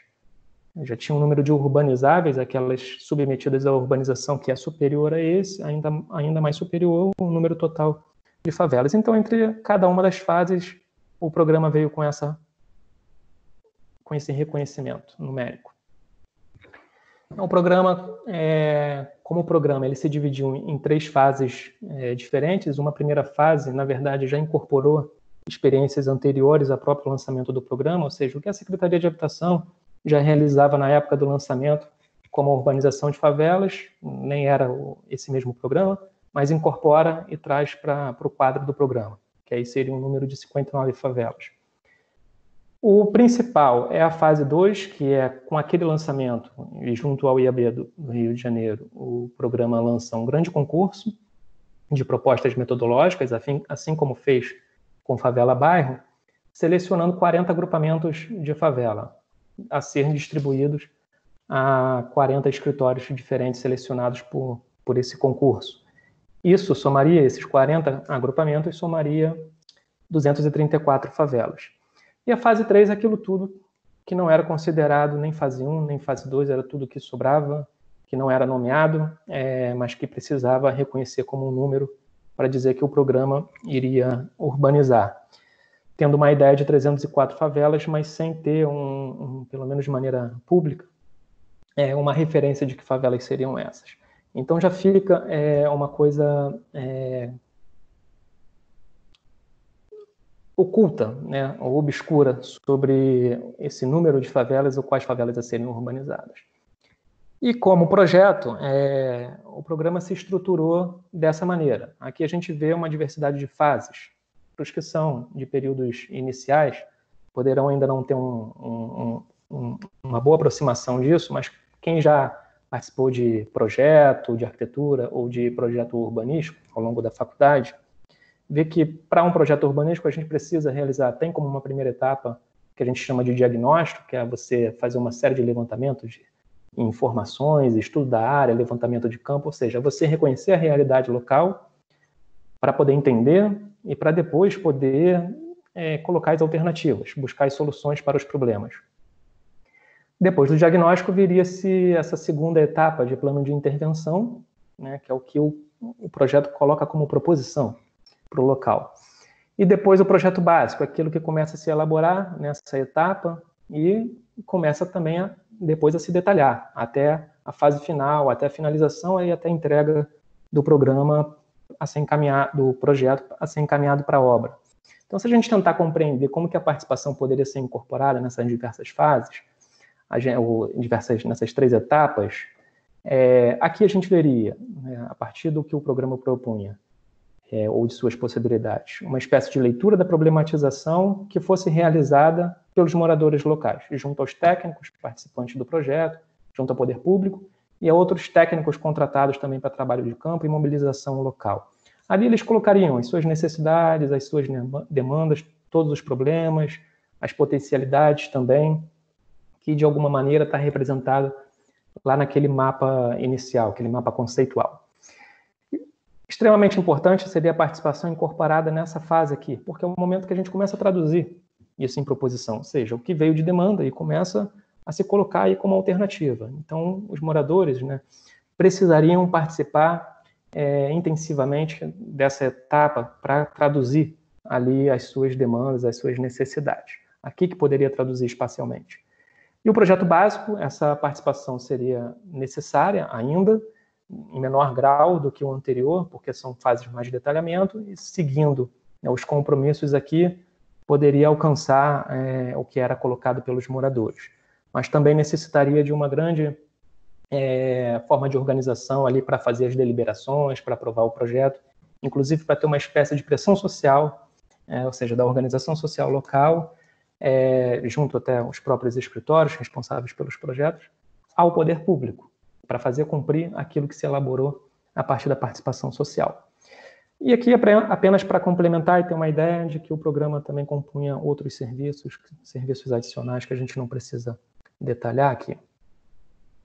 Então, assim, com o que a gente começa a pensar a partir do programa, e o que ele vai propondo também, a gente já pode imaginar, né, uma série de espaços, uma série de formas de participação que, de alguma maneira, são representadas por essas imagens. Não são imagens do projeto que eu estou falando, nem são imagens propriamente de urbanização de favela, mas são imagens que representam a participação, uma boa forma de organização dessa participação e de novas metodologias, ou metodologias aplicadas ao que é aquele contexto, né, de que o arquiteto não apenas trabalha com a sua própria elaboração do desenho na prancheta, mas tem um grande papel de se articular com a população local e criar esses espaços e fazer com que a população também participe do processo de desenho.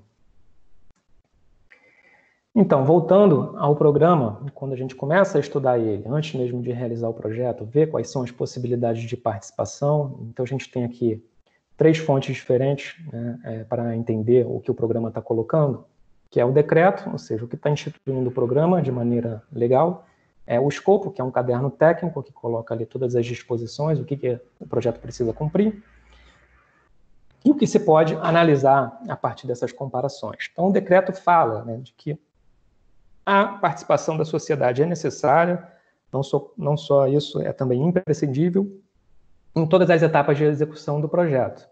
Então, a gente já vislumbra que em todas aquelas etapas que eu mostrei para você, a participação vai se efetivar. E depois, o escopo, que é o que define tudo tecnicamente, coloca a participação a partir de um diagnóstico social participativo. Além daquele diagnóstico que eu mencionei para vocês, que é um diagnóstico que a gente pode chamar de urbanístico, teria também esse diagnóstico social participativo, não exatamente elaborado pelo escritório que realiza o projeto, mas de técnicos de outras áreas, principalmente da assistência social, sociólogos envolvidos com a população local. Mas o que eu quero dizer é que o escopo só faz referência, e aqui no momento que detalha as coisas de maneira técnica, à participação na etapa de diagnóstico, ou seja, não prossegue para aquelas outras etapas de plano de intervenção, muito menos para o projeto básico. Então, nisso a gente já encontra um problema de ordem técnica e de ordem política também para se realizar a participação, com que a gente faz essa análise aqui, que esse ajuste, ele, na verdade, não aparenta aí uma grande possibilidade. Na verdade, a gente vê uma série de controvérsias aí embutidas no processo. Sobre o diagnóstico social participativo, ele é bem delimitado, como eu falei, ele é elaborado por outros técnicos mais competentes para a sua própria proposição e prevê diversos momentos importantes e efetivos para se tratar a participação naquela etapa, como esses que eu coloco aqui nesse quadro, de levantamento de dados, uma leitura preliminar com mapeamento junto aos moradores, a pesquisa de campo desses técnicos também junto aos moradores, e outras análises já elaboradas especificamente por um instituto que foi contratado para essa atividade, com índices de democratização.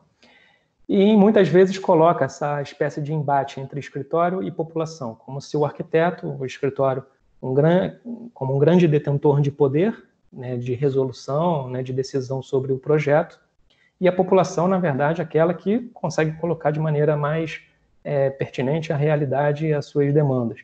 Esse embate é extremamente necessário, né? Só que o embate mencionado é apenas esse. Na verdade, é existente em todo esse processo um grande embate, talvez um embate ainda maior que esse, que é um embate com o poder público. Um embate entre o escritório e o poder público, e um embate entre a população e o poder público, do que a proposta não dá conta, e a gente vai ver isso adiante. Então, a participação vai ficando restrita àquela etapa, àquela primeira etapa que eu mencionei para vocês. Não alcança o que é extremamente importante, essa finalidade propositiva. A partir dessa proposta técnica da participação, né, diversas outras etapas, né, e métodos também, aqui como pesquisa de perfil dos moradores, essa pesquisa de demandas, que trabalhou com esses grupos focais, história dos territórios, aqui a gente vê uma expressão popular muito forte e que teria continuidade com esses outros momentos, o diagnóstico social, com grupos de diálogos, comissões de moradores, que seria também bastante importante, e o que apresentava bastante potencial para se realizar, para alcançar uma espécie de emancipação e até algum grau de poder de decisão, seriam esses fóruns de cidadania, que com o andar do projeto, os moradores tivessem ali momentos para acatar, para colocar outras questões, para intervir sobre isso. Os grupos focais que se realizaram trabalharam isso, a leitura urbanística comunitária, junto aos moradores, a leitura técnica urbanística, que é a leitura pelos técnicos, os técnicos envolvidos, arquitetos, engenheiros no projeto, e os das áreas sociais também. Isso é uma grande articulação para se ressaltar essa expressão popular das demandas, como essas que eu algumas aqui que eu ressalto para vocês, como essa ameaça latente de remoção, que a gente vê sempre nos casos de urbanização de favela, mesmo quando propõe a urbanização, uma desarticulação social, física e urbanística daquele território, que na verdade se pretende articular e integrar ao tecido dito formal da cidade, a falta de espaços em função do adensamento, na verdade, o déficit em bens e serviços urbanos, deficiência das redes de infraestrutura. Enfim, isso não é o que resume o território, não resume o espaço de favela, não são apenas problemas, são muitos potenciais, mas são expressões populares ali. Isso tudo daria um subsídio à elaboração de uma proposta, essa era a intenção, a elaboração dessa proposta a se constituir no plano de intervenção. Só que o argumento é que isso é insuficiente para finalidade propositiva, não se dá, não é suficiente interromper numa fase de diagnóstico e depois tentar traduzir aquilo ali tudo em proposição sem a contínua participação da população local. O que é necessário é, a partir dessa etapa em diante, ter uma participação ainda mais efetiva. Então, a gente já vê desses estudos algumas conclusões parciais, os que já fui apontando aqui para vocês, sobre essa restrição à etapa do diagnóstico, a insuficiência da proposta em exercer a pressão social sobre o poder público. Então, o projeto ele fica, na verdade, submetido a um determinado poder, no caso o poder público da gestão, e passível de mudanças, passível de modificações. Então não se traduz como esse poder de decisão em outras etapas e num poder de pressão feito pela população sobre o poder público para fazer valer aquilo que se propõe a partir do projeto. Então essa participação social ela é muito presente no discurso, quando o programa se implanta, mas quando se implementa a gente vê grandes diferenças.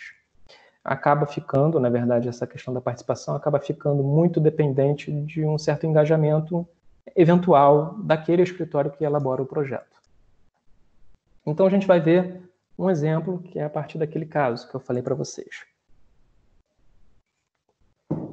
Esse foi o primeiro agrupamento do programa, ele é composto por duas favelas chamadas Barreira do Vasco e Vila do Mexicano, que fica aqui numa região, é uma centralidade no Rio de Janeiro, próximo ao bairro de São Cristóvão.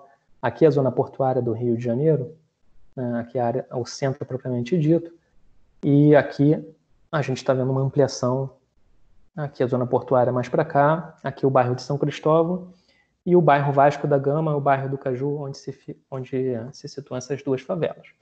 Só para a gente ter uma ideia, como eu falei, o enfoque não são as duas favelas e o projeto para elas, mas o processo participativo, mas para a gente ter uma ideia até da diferença de tamanho das duas favelas. A Barreira do Vasco, que é essa maior, 1000, isso tudo foi contado, era uma etapa do projeto, fazer o levantamento em trabalho de campo, levantamento das edificações, dos domicílios. Então, 1.835 edificações, 4.014 domicílios. Essa favela aqui com uma população estimada de 11.000 pessoas. Isso é a partir do censo e a partir dos domicílios, E a outra, bem menor, 177 edificações e 224 domicílios com 773 pessoas de maneira estimada. Então, relembrando, aquelas etapas que eu mostrei para vocês, aqui que a gente precisaria ter uma participação ainda mais efetiva, que é quando o projeto começa a se traduzir. Para essas duas favelas, quando começa a se elaborar essa etapa de projeto, o plano de intervenção, aí uma grande possibilidade em incorporar uma série de demandas, né, uma série de potencialidades para a realização do projeto. Tudo que está colorido aí na planta indica proposições realizadas nessa etapa. Proposições essas que buscaram atender aquelas questões colocadas pelos moradores no momento de participação. Mas o momento de participação, lembrando, ele foi anterior, na etapa de diagnóstico.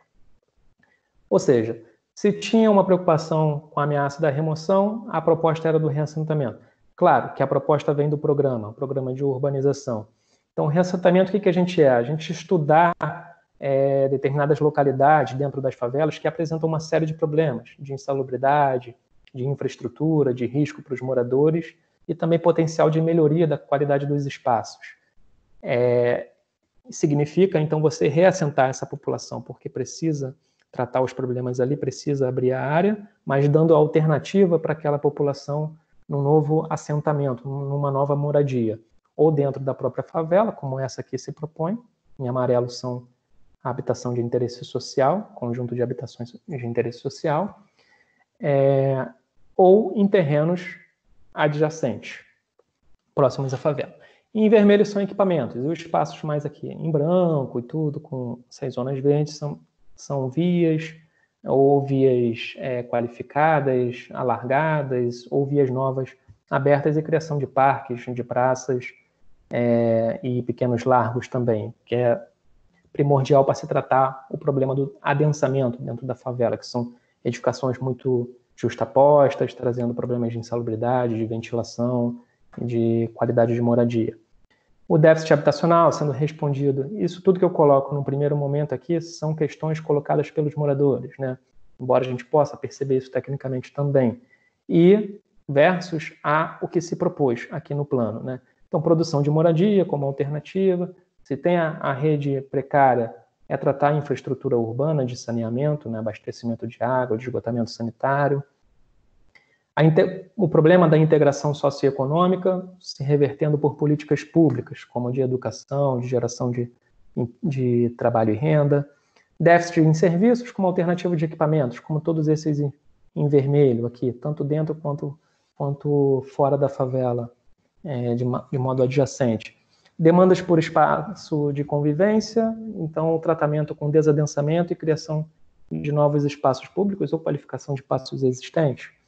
E a desarticulação física da favela com o entorno imediato, com o bairro ou com a própria cidade e a região, essa busca de integração com o entorno a partir de proposições locais aqui fora do limite da favela também.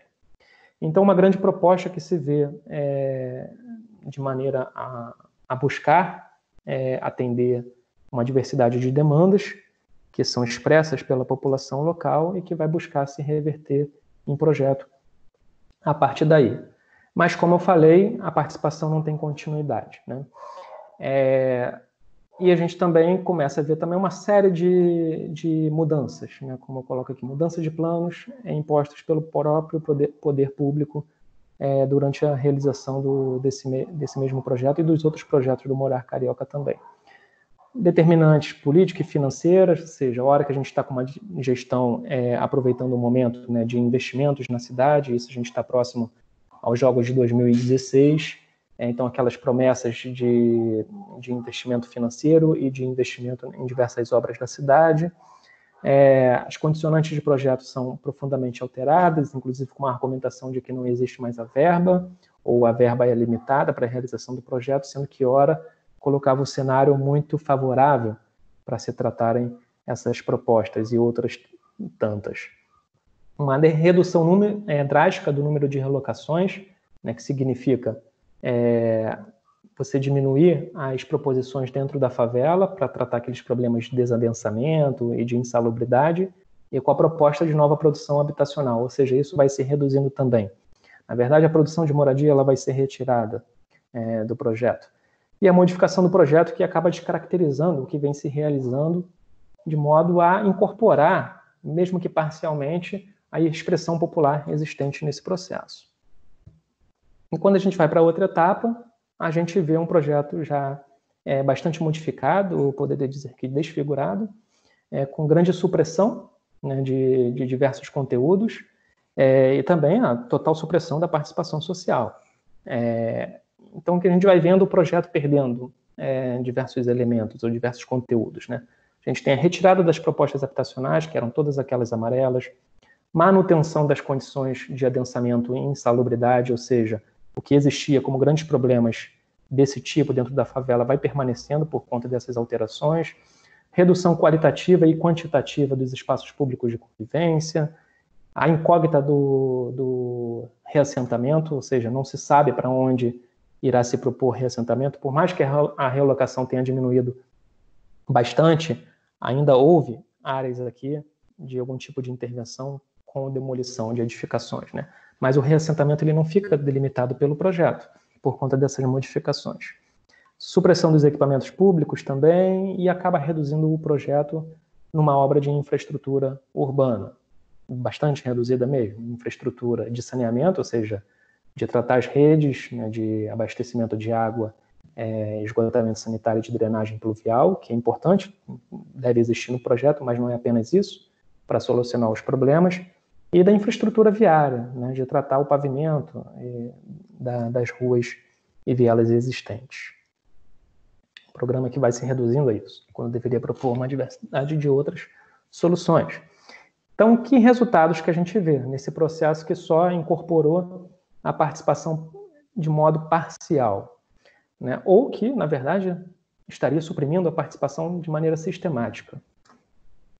A participação muitas vezes aparece como desinteressante, por mais, para o poder público ou determinadas gestões, por mais que ela possa estar incorporada ao discurso.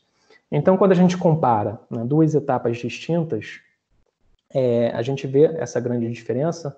O que eu argumento é que não é que isso se dê pela participação social, mas a falta da participação social, né, a partir daí, ela cria condições favoráveis para essas modificações, justamente por não ter aquele poder de emancipação, o poder de pressão social sobre o poder público.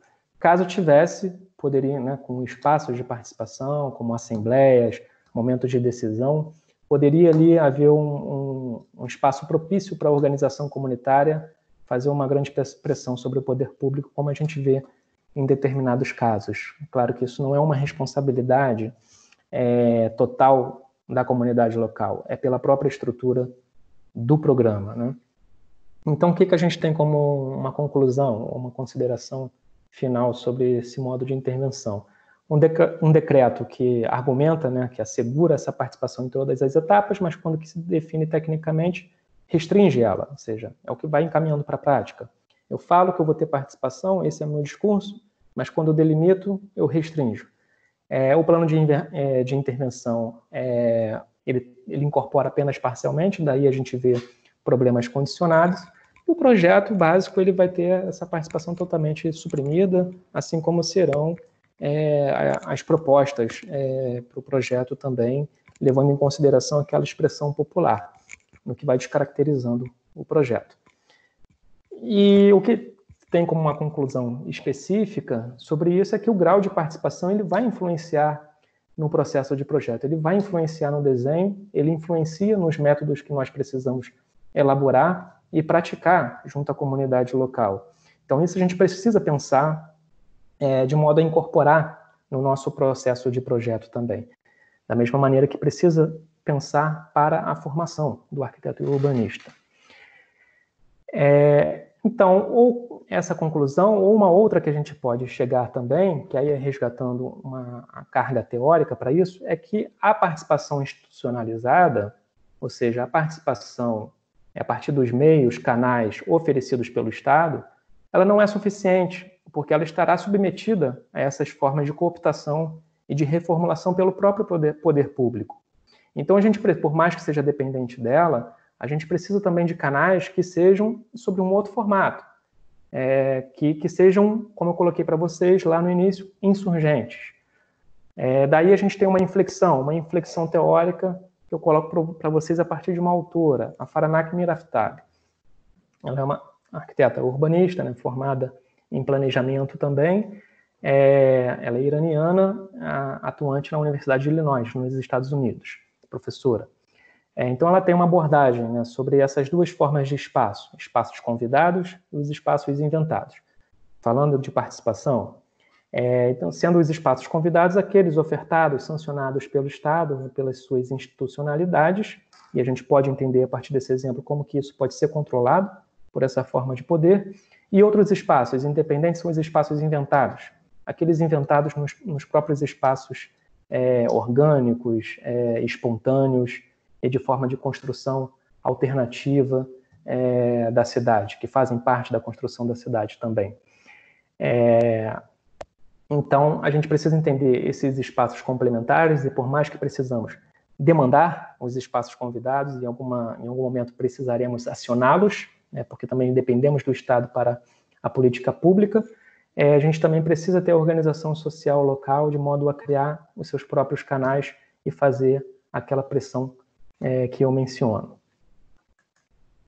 No que a gente pode ver em alguns exemplos, não aquelas imagens que eu mostrei para vocês anteriormente, que são mutirões de autogestão, mutirões de autoconstrução, com assessoria técnica de arquitetos e urbanistas, construindo habitação de interesse social e assentamentos populares também, como dois exemplos que eu vou trazer aqui para você, dois exemplos do momento, ocorrendo nesse atual momento, o que é o termo territorial coletivo, que ele é uma luta por regularização fundiária. Na verdade, a luta pela regularização fundiária ela é presente, ela é parte da luta pela moradia e pelo direito à cidade também, mas o termo territorial coletivo vem trazendo uma experiência que, na verdade, como um projeto piloto, a tentar se implementar em 3 favelas da cidade do Rio de Janeiro, de entender a propriedade urbana e a moradia como propriedades coletivas e não propriedades individuais. E aí trata a regularização também não do âmbito individual, mas sim do âmbito coletivo, tendo uma diferenciação entre a propriedade da terra e a propriedade da moradia. Para isso a gente precisaria de um pouco mais de tempo para explicar como que funciona, mas o que essa experiência traz também, por isso que eu reconheço como um espaço inventado, é que é independente do Estado, embora precisará acionar o Estado em algum momento para recorrer às políticas públicas, mas é independente, é orgânico, composta por técnicos de diversas áreas, não apenas arquitetos e urbanistas, urbanistas que não são arquitetos também, que precisam ser conhecidos como urbanistas, os moradores, obviamente, a organização local, a liderança comunitária, enfim, numa organização ali para se tratar não apenas o processo de regularização fundiária, mas tudo que é necessário para ter uma organização comunitária, inclusive para a elaboração de um plano alternativo que vai ser parte desse processo todo. E daqui a gente eu coloco para vocês 2 imagens. Isso aqui já demonstra um pouco como que nos momentos de reunião nós colocamos as demandas dos próprios moradores, quais são os problemas reconhecidos por eles, em suas demandas também, mas no processo de planejamento, de desenho dos espaços, como que a gente busca outros métodos, outras alternativas, que não podemos trabalhar apenas com desenho técnico, isso não é suficiente e muitas vezes não é o apropriado para lidar com a participação, nós lidamos com várias formas de conhecimento. Aqui uma metodologia que é com o uso de diversos objetos, né, para a composição do espaço, né, trabalhando ali numa mesa, né, com objetos como brinquedos, peças diversas, que dali, né, no momento de manipulação, de troca de ideias, os moradores conseguem se integrar ao processo de projeto, ou seja, conseguem vislumbrar as suas necessidades ou cenários futuros para a comunidade, no que nós, técnicos, temos um papel a cumprir de articular tudo isso e conseguir, junto a eles, traduzir tudo isso como propostas de desenho, que vai surgir com o planejamento que ainda está em andamento. Obviamente, não preciso mencionar numa espécie de interrupção por conta da pandemia. E uma outra que não faz referência propriamente a projeto, mas que é importantíssima para a questão da organização social local, principalmente nesse quadro, que é o caso de Paraisópolis, em São Paulo, da favela em Paraisópolis, que criou uma grande organização. Na verdade, a organização já é existente, e a partir da Associação de Moradores, criaram essas figuras de presidentes de rua, com um papel muito importante a ser cumprido nesse processo de conscientização, de mobilização das pessoas, envolvendo não apenas as orientações para ficar isolado dentro de casa, que é uma grande dificuldade, inclusive por demandas espaciais e da qualidade do espaço também, mas até para o atendimento a determinadas necessidades, como organizações de entrega de cestas, advindas de doações, mas também o que, junto à Secretaria de Educação, conseguiram transformar 2 escolas em espaços para leito, ou seja, aqueles moradores que têm dificuldade em permanecer em isolamento dentro de casa. Isso é recorrente, né? Grandes famílias em espaços pequenos, e que podem, em algum caso problemático, ter o isolamento dentro da escola. Isso tudo depende, né, e se realiza pela própria organização social local, que se demonstra tão potencial que é um conteúdo extremamente necessário para a gente trabalhar a questão da participação nos projetos urbanísticos e de habitação também. Então, toda a abordagem envolvendo, né, que eu coloco para vocês, uma experiência prática, outros 2 casos, é para dizer que nós temos novos personagens, na verdade não tão novos assim, novos é uma referência, né, teórica, né, quando identificou novos personagens entrando em cena com a redemocratização a partir dos movimentos sociais urbanos.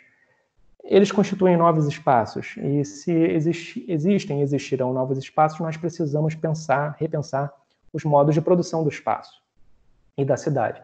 O que significa? Pensarmos em novos métodos, precisamos pensar em novos métodos que os arquitetos realizam no escritório, no trabalho de campo, principalmente junto às comunidades locais, mas também métodos de ensino. Né? Nossa formação também precisa estar preparada para trabalhar a participação de maneira incorporada também, o que é extremamente difícil. Né? E também novos desenhos. Né? Os desenhos assumem técnicas distintas, formas de se apresentar distintas, formas de se realizar, ferramentas e tudo mais, e também assumem formas novas a partir do momento que a gente lida com a participação, no que vão se traduzir em novos projetos para a gente pensar a arquitetura e o urbanismo hoje e no futuro. Então, para fechar, coloco aqui um lambe-lambe, né, de lá de Paraisópolis, que faz referência ao atual processo. Acho que a gente não pode parar, a gente precisa continuar pensando em toda a problemática, mas também nas alternativas, que ao retorno a gente terá bastante trabalho pela frente. Então, finalmente, agradeço mais uma vez, aqui com uma referência à professora Hermínia Maricato. E agradeço aí a todos. Obrigado, Bernardo. Sua palestra foi muito boa. Gostaria só de fazer um pequeno comentário aqui. Eu tenho falado muito sobre um deus da mitologia grega chamado Demiurgo. Ele é um deus que, em nome do povo, faz qualquer coisa. Na realidade, ele é o povo, né? Ele se considera o povo. E essa postura de Demiurgo, do deus grego, é uma postura muito comum no meio dos arquitetos e dos urbanistas. O que quer dizer isso? Baseado na sua capacidade, no seu talento, no seu conhecimento, na sua técnica, o profissional acredita que tem a solução adequada para todos os povos do mundo. Mas, na realidade, quem sabe da sua própria necessidade é a própria pessoa que está vivendo lá naquela situação. Dessa forma, tanto a apresentação que a Manuela fez, que envolve os processos e soluções construtivas a partir daquilo que é da cultura local, do material local, assim como essa proposta que você vem falando sobre o ordenamento urbano de uma forma participativa, tira um pouco essa postura do arquiteto e do urbanista se colocar na figura do demiurgo, aquele que sabe tudo, aquele que coloca tudo. Na realidade, o arquiteto urbanista ele é preparado para atender às necessidades e também os desejos de um povo, de uma pessoa, de uma comunidade e transformar isso em espaços adequados. Então, eu queria agradecer bastante, porque a gente cria um fio de esperança ao saber que tem pessoas pelo mundo afora que estão tentando pensar mesmo no espaço, na produção do espaço, na geração de habitação, de uma maneira que realmente atenda às necessidades daquele lá que está precisando, que está necessitando. Obrigado a vocês pelas falas. E eu gostaria de trazer aqui uma colocação da Clara, que ela coloca que é fundamental a participação dessas entidades, isso falando para o Bernardo, para que nós possamos não repetir mais os erros do passado, assim como foi feito durante a década de 60, que desencadeou vários problemas em relação às moradias das regiões periféricas. E aí ela fala que deve ter o diálogo e a participação pública, que são as melhores ferramentas no processo de urbanização. Então, primeiro, uma colocação da Franciele Costa, né, para a Manuela, que foi sobre se não seria acessível trabalhar também com a questão da captação da água da chuva. E depois uma fala do Bernardo sobre o que a Clara vem falando aí, sobre não repetir os erros do passado. E também deixar alertado a todos que a galera aí tem aula daqui a pouco, então eu vou me estender mais aí uns 15 minutinhos para que vocês possam ouvir a fala dos palestrantes e aproveitar bastante. Tá bom? Então, Manuela, por favor, depois o Bernardo. Obrigado.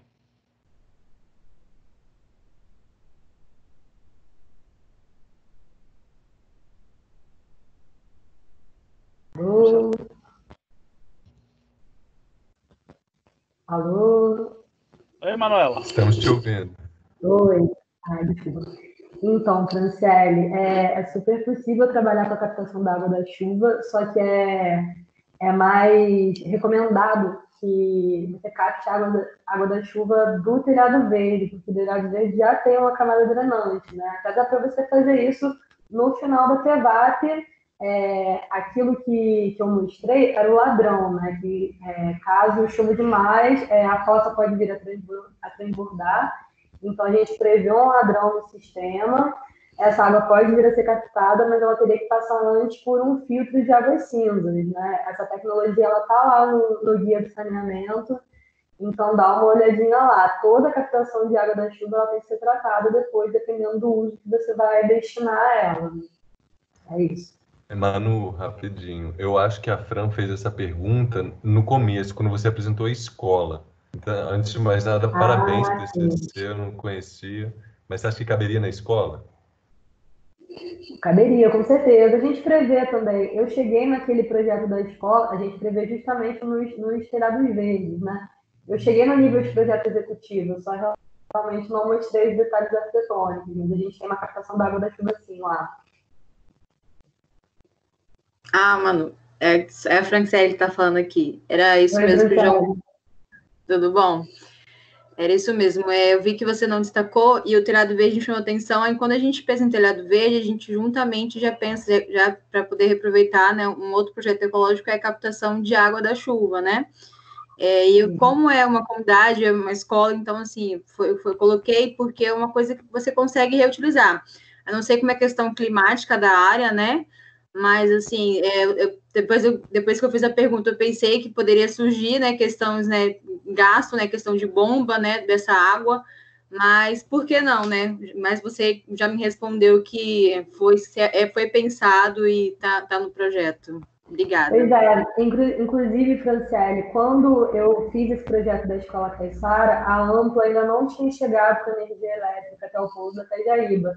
Então, no projeto está prevista a captação da água da chuva e a redistribuição dessa água por intermédio da bomba Carneiro. Não sei se você já conhece essa tecnologia. É uma tecnologia de bombeamento da água de forma pneumática. Você não precisa de energia elétrica para bombear ela. Mas está previsto sim, eu só não me estendi nessa parte, na apresentação do projeto, porque, enfim, o tempo estava corrido. Imagino. Tudo bem, então. Obrigada por esclarecer. Imagina. Obrigado, Manuela. Bernardo, é com você agora. Tá, estou acionando aqui. Bem, obrigado, Clara, pela questão colocada. Eu acho que o complemento aí do Marcos também foi essencial. A gente pode ver, na verdade, o arquiteto, a partir das suas atribuições, em diversos momentos, personificando essa figura de um Deus, porque, na verdade, é um detentor de poder momentâneo. Isso a gente não pode negar. A partir do poder do desenho, né, e a partir do poder da proposta, que significa também um poder de modificação do espaço. E com postura que a gente cometeu no passado, né, a gente pode destacar a década de 60, mas antes disso também, e atualmente, né, a gente não deixa de continuar exercendo formas da arquitetura que, aproveitando a fala da Manuela, acionando o Paulo Freire, nós nos configuramos como opressores, né, em determinado momento. E a gente precisa reconhecer, né, isso e buscar uma espécie de reversão, né, de trabalhar com o oprimido, né, no caso. Então, acho que assim, reconhecer mais do que o poder de desenho, né, é um poder de articulação, que a gente tem como uma possibilidade de trabalhar com as comunidades. Isso acho que esteve presente na minha fala, né? Isso demanda da gente pensar bastante, pensar as alternativas. Nós não devemos nos restringir às alternativas projetuais somente, né? Que nós podemos elaborar de maneira isolada, debruçado sobre a prancheta, ou em um grupo de arquitetos, mas que a gente precisa elaborar com, né? A gente precisa se articular e precisa elaborar com os moradores e os oprimidos, né, reconhecidos pelo Paulo Freire. Então, realmente, a gente cometeu muito erro, né? Grande parte dos nossos problemas referentes à questão habitacional, inclusive a favelização, são em decorrência dos erros que cometemos no passado. Para a gente ter uma noção, toda essa política de remoção de favelas, que se intensificou muito na década de 60, e que, bem, João e eu temos um colega em comum, Lucas Faulhaber, que trabalhou também o quanto que o Eduardo Paes também assumiu uma figura comparável ao Carlos Lacerda e ao Pereira Passos, em termos de remoção e desapropriação. Mas para ter uma noção da década de 60, e o que já vinha se construindo antes disso, como uma política de erradicação das favelas, como um problema que precisa, entre aspas, ser extirpado da cidade, não diminuiu o número de favelas na cidade, se isso era a intenção. Muito pelo contrário, colaborou com a proliferação. É claro, se em algum momento a gente reconhece, né, o empenho das comunidades em buscarem as próprias alternativas da habitação, né, e de outras necessidades não asseguradas ou garantidas pelo Estado, não podemos negar os problemas existentes nesse processo, que de alguma maneira precisamos contribuir, enquanto sociedade, enquanto poder público, enquanto técnico de uma área. Então, assim, a gente trabalhou muito ao longo da história com essa política de remoção e com uma política de não incorporação, no que gera novos problemas. Indubitavelmente, a falta de participação social, a partir do caso que eu apresentei aqui para vocês, na Barreira do Vasco, claro que a gente tem que considerar todas as modificações do projeto, que são não apenas concernentes à falta de participação, mas a falta disso gera uma grande insustentabilidade do projeto, né? Por não atender às demandas locais, por saber que elas existem, saber que os problemas são reconhecidos, e por não tratar deles de maneira apropriada, esses problemas vão permanecer. E não incorporar a participação significa a reprodução desses problemas. Então, não apenas a modificação de todo o escopo e tudo, mas é a falta de participação. Se a gente não incorpora, a gente continua reproduzindo os problemas, no que a gente vai assistir uma proliferação das favelas, e a reprodução de problemas também, enquanto mantivermos práticas como essa, e práticas remocionistas, sobretudo, que isso não é uma coisa distante, como eu falei para vocês. Há pouco tempo nós tivemos uma política de remoção de favelas, embora isso tenha sido obscurecido por diversos discursos e diversas produções de imagem na cidade do Rio de Janeiro no contexto de 2016, ao mesmo tempo que estava fazendo uma série de outras coisas, né, no argumento da reurbanização, da revitalização dos espaços da cidade.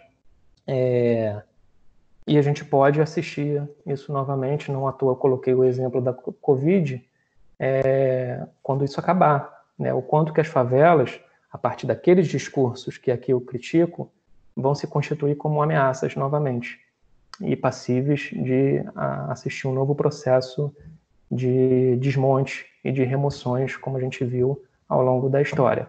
Essa é uma grande preocupação das organizações sociais, que vem se demonstrando, inclusive, com as reuniões do Termo Territorial Coletivo, que eu acompanho, né? O pessoal já está tendo uma consciência do quanto que pós-Covid isso pode acionar uma política higienista, como nós tivemos no passado. Ok, obrigado, Bernardo.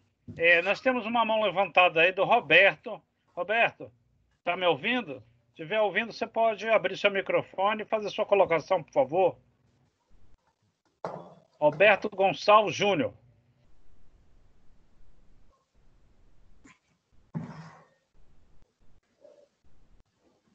Roberto?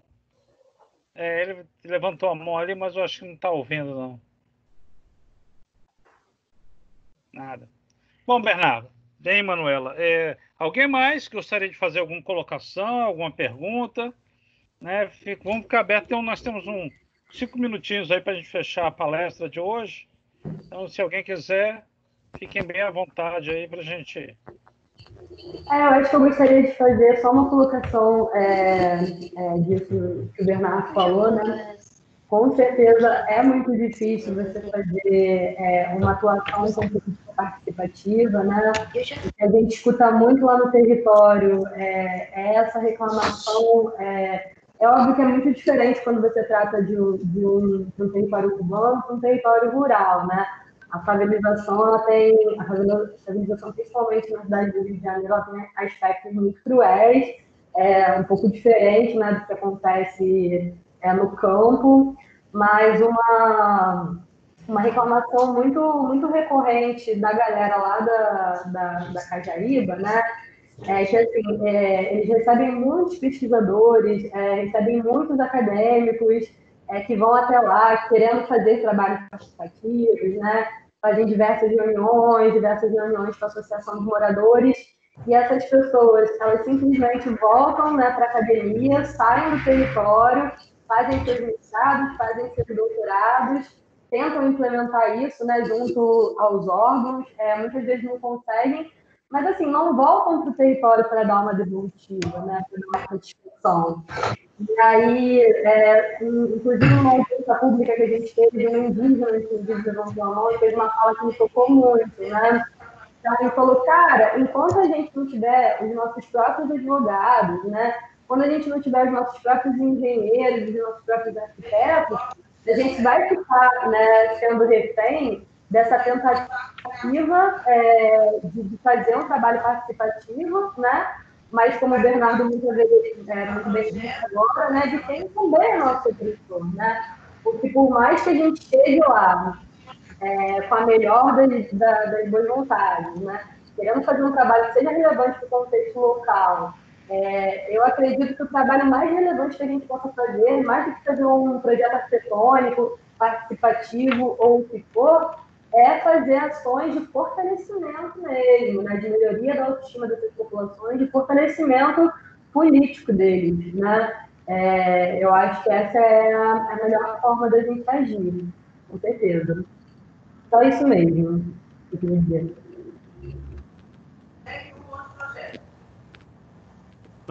Obrigado, Manuela. Bem, vamos ver se tem mais alguém que está querendo fazer alguma colocação. Bom, se não, pessoal, eu gostaria de agradecer, né, em nome da Unisales, né, a presença de todos, a participação, especialmente a Manuela e Bernardo pela disponibilidade de destinar esse tempo com seus preciosos conhecimentos para compartilhar aqui nessa rede online. Professor João, obrigado pelo convite. Sabe que estamos juntos aí no que precisar. certo? Então, passo a palavra para você, João, para a gente encerrar, tá bom? Valeu, obrigado, Espina. Parabéns, tá? Quero agradecer e parabenizar. Não conhecia o trabalho de vocês dois, Manu e Bernardo. Conheço vocês, já sabia com o que vocês trabalhavam, mas eu confesso que eu fiquei surpreso com a qualidade do trabalho de vocês, com as experiências que vocês trouxeram. E fiquei muito feliz de uni-los. Não sei se vocês já se conheciam, certamente já se cruzaram lá nos corredores da FAO. E interessante que são dois trabalhos muito distintos, num certo aspecto, né? O Bernardo nas favelas, na cidade, na segunda maior cidade do Brasil, e a Manu na floresta, né? Com os caiçares, mas ao mesmo tempo que são lugares muito diferentes, são trabalhos muito próximos. Vocês estão falando de resistência, dos saberes tradicionais.